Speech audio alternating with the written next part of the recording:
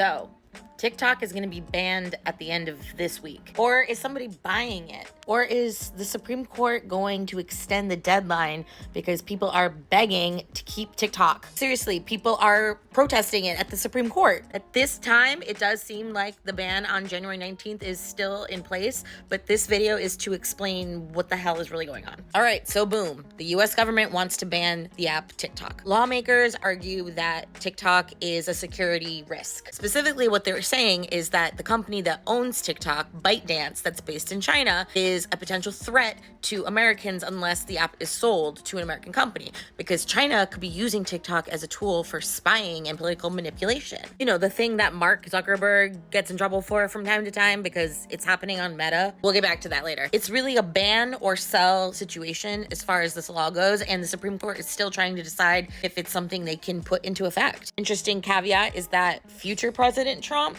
is against this ban and wants to keep TikTok around, but that's not really coming into play here. Elon Musk has been suggested as a potential buyer for TikTok if they can force a sale, which is a terrible idea for reasons I can't even get into. Another rich guy who showed interest in buying the app is Kevin O'Leary from Shark Tank. Also terrifyingly Mr. Beast of YouTube. It's a whole timeline. There's a lot going on, but there is something else, and it's more of a theory that is part of this whole situation, that it's not really a national security risk to have a Chinese app be so popular here in the United States. It's that, well, the data and the money isn't going to American social media companies like Meta.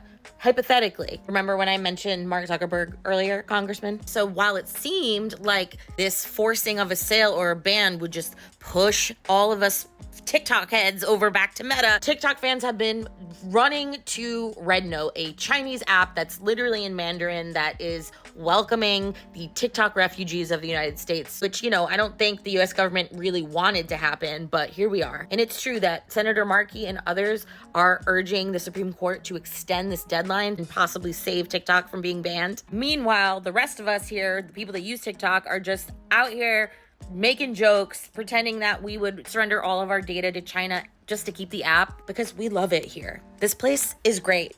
It's the best. Don't make us go back.